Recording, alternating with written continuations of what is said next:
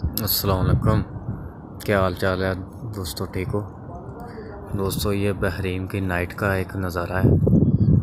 ये आप देख सकते हैं कि बहरीन जो है इसमें हर तरफ ये रोशनी ही रोशनी है।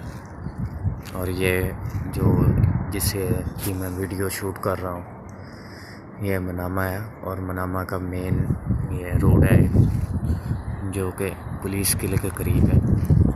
और इधर आप देख सकते हैं कि वो सामने जो गाड़ी आ रही है इसको पुलिस किला राउंडा बोर्ड बुक कहते हैं। और ये एक ब्यूटीफुल नाइट है जिसमें मौसम बहुत अच्छा है, हल्की हल्की हवा चल रही है। और ये नाइट का मैं इसलिए मंजर ले रहा हूँ कि बहरीन की रोशनियाँ आपको दिखा सकूँगा। बहरीन में कितनी ज़्यादा रोशनी है और कितना ये ब्यूटीफुल नज़ारा है इसका।